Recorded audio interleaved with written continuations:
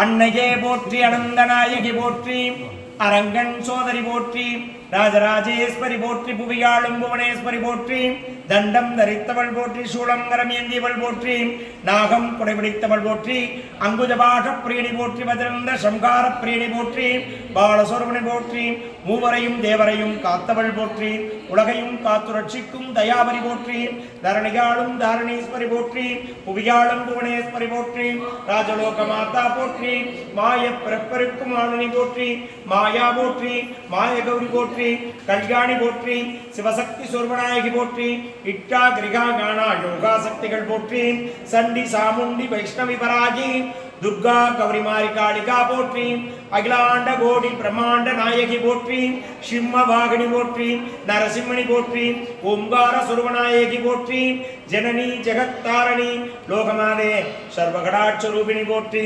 தெய்வதானம் பதியில் அமர்ந்து அருளாட்சி புரியும் மூங்கிலனை காமாட்சி உமையாள் பொன்னடி பொற்பாதம் போற்றி போற்றி.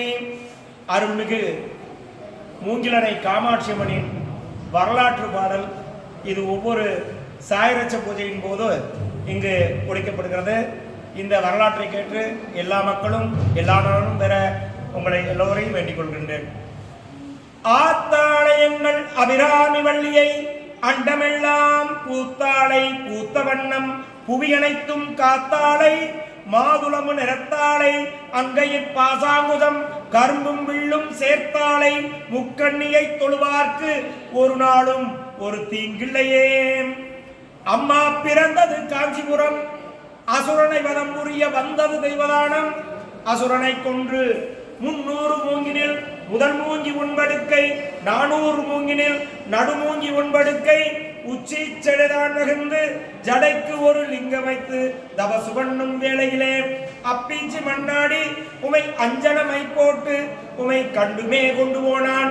உமை கொண்டனைக்க மாட்டாமே அப்பீச்சு மண்ணாடி குடும்பத்தை சீர்குலைய செய்தவளே, நீ சீர்குலைய செய்ததினால் அப்பீச்சு மண்ணாடி உமை பொட்டியில் தான் அடைத்து லிங்கம்மா கேணி பாதாளம் தன்னருகையில் போட்டான். உன் பொட்டி மிதக்க தலையாத்து கோம்பையிலே தங்கமள வெய்தங்கே, மூளையாத்து கோம்பையிலே முத்துமள வெய்தங்கே. இருட்டாரும் வரட்டாரும் ஏகமாய் வெள்ள வந்து கேணி நிறைந்தம்மா உன்னுடைய பொட்டி தானா மிதக்குதங்கே.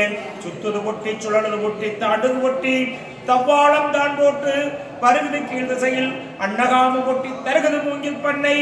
அம்மா கருணாக ரூபம் கொண்டு தங்கினால் புற்று கண்ணில் உமக்கு ஈனா கிடேரி இளங்கிடறி பால் கொடுக்க, காராமணி கிடேரி கண்ணுக்குட்டி பால் கொடுக்க. அந்த மாட்டை சரிபார்த்தான் ஊதினான் சங்கு உலகமெல்லாம் தத்தளிக்க.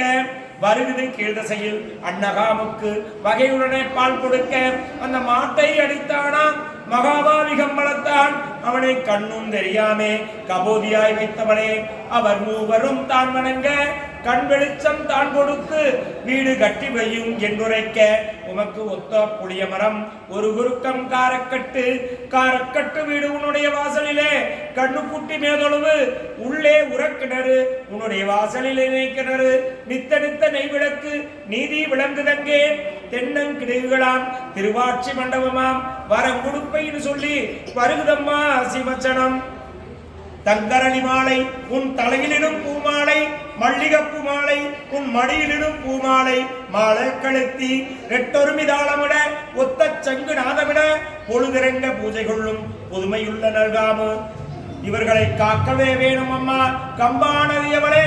உமை வழிபடுவோர் இல்லடம் பூமி இருக்கும் அந்த தாவளத்தில் கட்டுமனையும் கடத்ததோர் அரவணையில் ஏவல் பிள்ளி சூனியங்கள் அணுகாமல் கண்ணேறு நாவேறு காலேர் அணுகாமல் பேய பிசாசு பெருங்காத்தணுகாமல் உடலில் நோய் நொடி பிடிபடை இல்லாமல் குடும்பசேமம் வந்து சகல ஐஸ்வர்யம் வந்து லட்சுமிராட்சம் வந்து கிரகதோஷ நிவர்த்தி வந்து ஆயுள் ஆரோக்கிய பலம் வந்து சந்தான பாக்கியம் வந்து மால மாங்கல்ய பலம் வந்து குழந்தைகளுக்கு உத்தியோக பிராப்தி பலம் வந்து விவசாயம் என்ன வந்து மலைமாறி வந்து வாகன யோகம் வந்து சகல சௌபாகியம் வந்து குலதேவதா மூங்கிலனை காமாட்சி அனுகிரகம் வந்து காத்து ரட்சித்தள்ள வேணும். ஓம் ஸ்ரீம் மூங்கிலனை காமாட்சி உமையவனுடைய காவல். ஒரு வழக்கு மொழியில பேச்சு வழக்குல சொல்றேன். அருள்மிகு மூங்கிலணை காமாட்சி அம்மன் இந்த தெய்வதானம்பதிக்கு வந்த வரலாறு. இந்த பகுதிக்கு பேரு வஜ்ராபுரி. வஜ்ரதந்தன்ற அசுரன் வந்து இங்க கொடுங்கோல் ஆட்சி புரிஞ்சு வந்தான். ஏன்னா அவன் சிவனுடைய வரத்தை வாங்கி உலகத்தில் நம்ம அழிக்க யாருமே இல்லை, ஒரு யோனியில் ஜெனிக்காத குழந்தை, தாய் வீட்டில் பிறக்காத குழந்தை, கன்னிகளியா கோலத்தோடு சிறு குழந்தையாக இருந்து தன்னுடைய நிகழ்கண்களாலேயே அவனை வர முடியணும்னு அவன் வர வாங்கியிருக்கான். ஒரு குழந்தை வரண்டி விடுமோடைய கிழிச்சு விடுமோடைய கொள்ள முடியாது இல்லையா, அந்த தத்துவத்துல வர வாங்குறான். அதுலயும் வந்து குழந்தை வந்து தாய் வீட்டில் பிறக்கலைன்னா பிறக்க முடியாது இல்லையா, அதனால அப்படி பிறக்கணும். அப்படி பிறந்தால் தேவர்கள் உருவாக்கிட்டாலும் அது தான் தன்னுடைய நெகத்தாலேயே வதம் புரியணும்னு சொல்லி அவன் வர வாங்குறான். அந்த வரத்தின் மகிமையான தேவாதி தேவர்களை எல்லாம் துன்புறுத்தி வர்றான். அந்த துன்புறுத்தல் தாழாத தேவர்கள் ஈசன்ட்ட போய் முறையிடுறாங்க. அங்க சிவபெருமான்கிட்ட முறையிட, அப்பா அவனுக்கு எப்ப வரம் கொடுத்தனோ அப்பயே அவனை வதைக்கிறதுக்கு காஞ்சிபுரத்துல பல கோடி சக்திகளையும் ஒன்று சேர்த்து ஜோதியாக்கி அந்த ஜோதியே குழந்தை ரூபமாக அவதரிச்சு அங்க தபத்துல இருக்காங்க. அங்க போய் அம்பிகைகிட்ட வந்து சரணாகதி அடைங்கன்னு சொல்லும்போது தேவாதி தேவர்கள்லாம் அங்க அம்பிகைகிட்ட போய் சரணாகதி அடைகிறாங்க. அப்ப அம்பாள் வந்து வதைச்சு அவனுடைய கொடுமைகளை அடக்கித்தாரேன்னு சொல்லி சொல்றாங்க. காஞ்சிபுர தேசம் விட்டு கால்நடையாய் வந்தவனே, காஞ்சிபுர தேசத்திலிருந்து கால்நடையா அவ எட்டு வைக்க எவ்வளவு நேரம் ஆயிரும்? மகாசக்தி 4 எட்டுல இங்க வந்திருப்பான். அந்த மகாசக்தி தான் அவனை போய் வத புரியக்கூடாது, சிவபக்தனாயிட்டு அவனை ஒரு பிரம்ம தூது அனுப்புறாங்க. பிரம்மா தூது அனுப்ப சொன்னாங்க.